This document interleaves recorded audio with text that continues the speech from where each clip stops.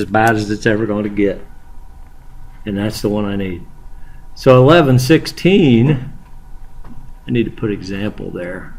I don't want to get this screwed up with the practice problems. So what we got there, it says we got a 1 meter long flat bar, 75 millimeters wide by 6 millimeters thick. And to be honest with you, I don't know why they even had to tell me it was 1 meter long.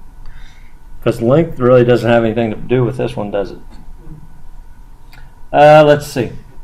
Has a circular hole 25 millimeters in diameter, centrally located, with an allowable tensile stress of 165 megapascals.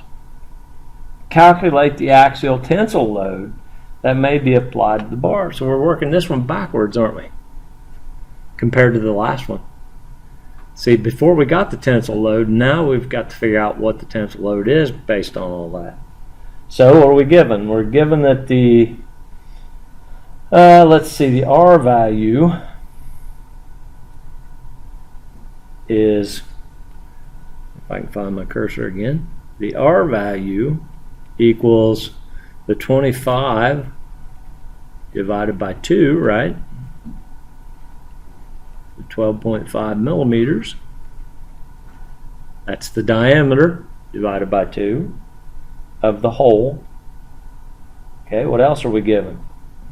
The D value, and again that's the area net, right, is going to be 75 millimeters minus the 25, 50. Now let's see, it was 75 wide. See, the one thing they don't tell you there is how because you don't have a picture, you really wouldn't know whether, well, you can't take it from the 6 millimeter side though, can you? Duh. So it'd have to be 75 minus 25, because it can't be 6 minus 25. Or you already made it fail. Duh. So that's where that D comes from. Everybody with me on that? So you didn't need a picture to do that. Okay. So we can get the R over D value. And that's 12.5 divided by 50. What we get there? 0.25. And let's see. Now we're going to be using that same chart, aren't we? Do what? Let's see. I'm going to copy this chart back down here so we can use it. So we've got a situation like this one again. So we'll put that chart back down here. This is kind of handy. We can do that. Make it a little smaller maybe.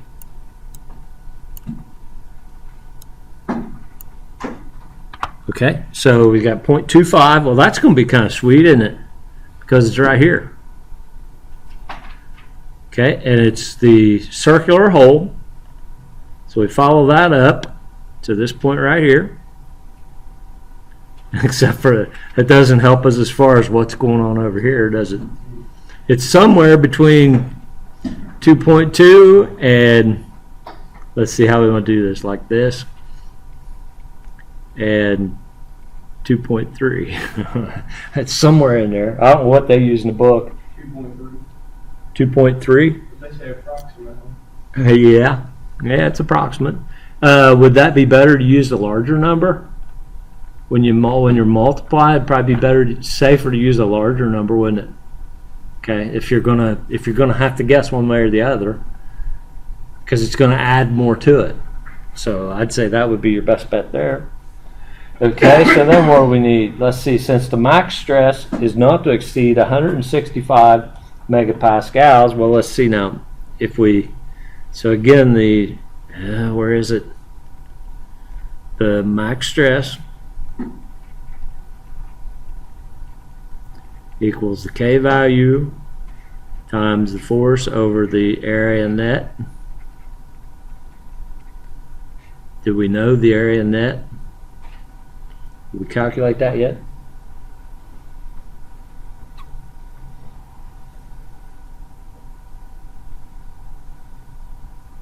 But we had to rearrange this anyway, right? We already know, don't we were given the max stress, weren't we? Yeah. The allowable tensile stress, so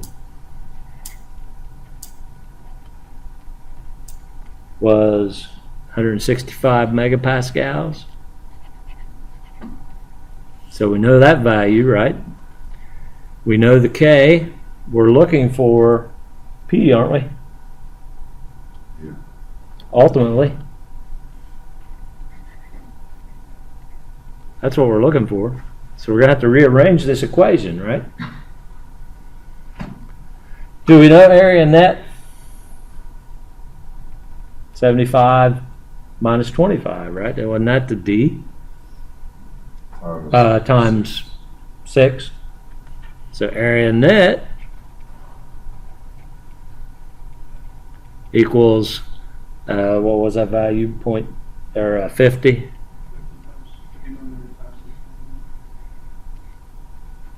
$300, right?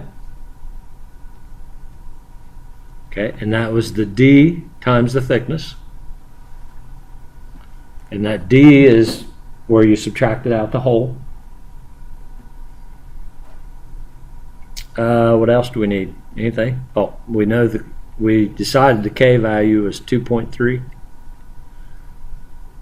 Okay, so if we rearrange that, let's see what do we got? We end up with a what?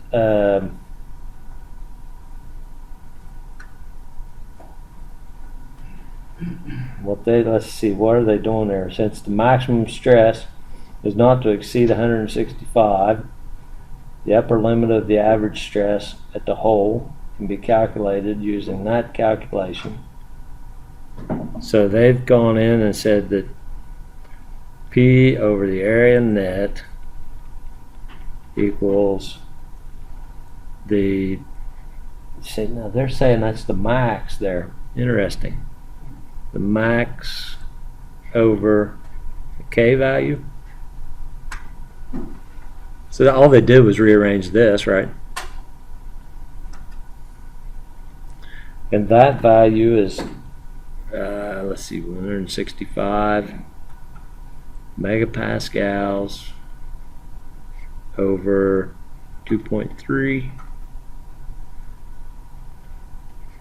71.7 megapascals. Now, from that then, what are they doing? Yeah, so they're just using, so we still don't know what P is, but we know what this value is, right? Did they need to even do that? No, I didn't. All you needed to do was rearrange the equation. Yeah. So that P equals, that would be what? Max shear or stress over, yeah, times the area net. Same thing, isn't it? Which then you just 165. Make sure this comes out. 2.3 times, where is it? 300. See what that comes out to. 1,510. Should, I hope.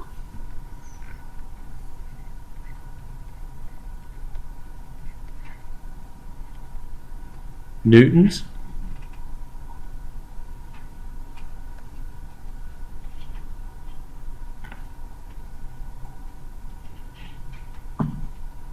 See what we did here? This was pretty much, as far as I'm concerned, that was kind of insignificant.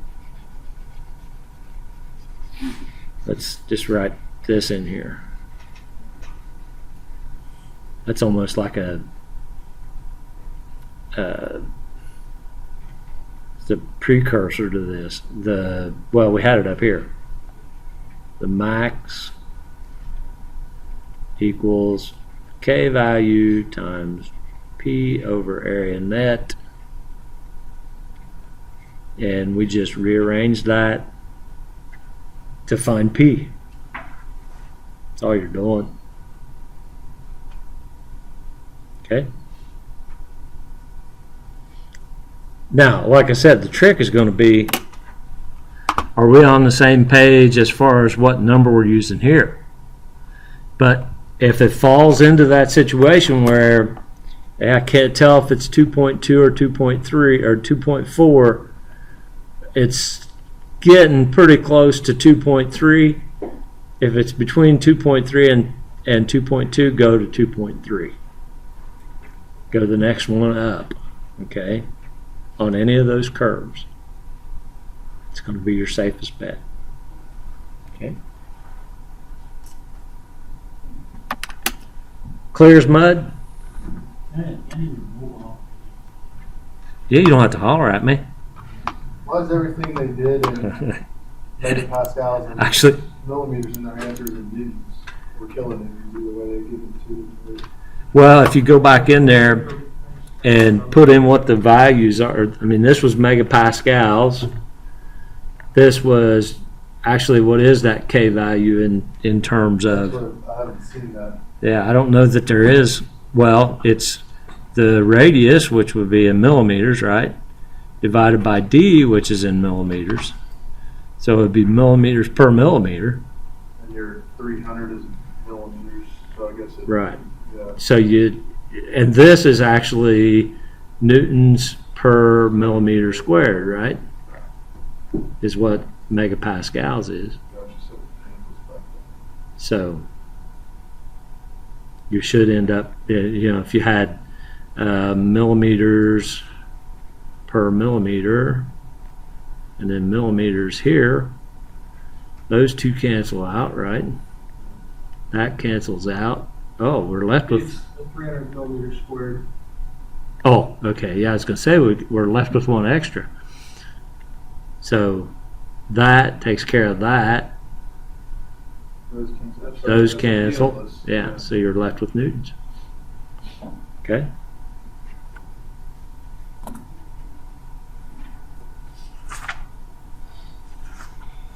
So, think you can do them? Should be able to do that, shouldn't you? Shouldn't be too much trouble. Again, the only thing is, what K value do I use? But there again, if you're doing all the rest of the work to support what K value you used, if it's different than mine, then I'd say you have an argument for why'd you count that wrong. But if you're showing your work, and more than likely I won't count it wrong, as long as you're showing me your work. Which I haven't seen much of that problem after the first couple tests. So everybody's been pretty good about that. So let's continue with that. Let's see. Sorry, Hard. Were you done there? Yeah. Okay. So yeah, that's the only thing. So here's what I'd like for you to do for problems. This sounds bad, but it might not be as bad. Plus, you got a little time now. Plus, you've got till Friday, and we're going to go over them Friday. So hopefully, there won't be a lot of questions. I'll put the solutions up on Blackboard ahead of time, so you can go and look at them. But I don't think we'd actually have time to go through every single problem Friday. Okay, so make sure you do them. Let's do 16, 17, and 18.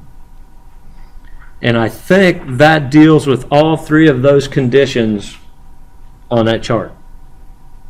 Okay, that's why I wanted you to do those for sure. Then let's go and do problems 30, 31, and 36.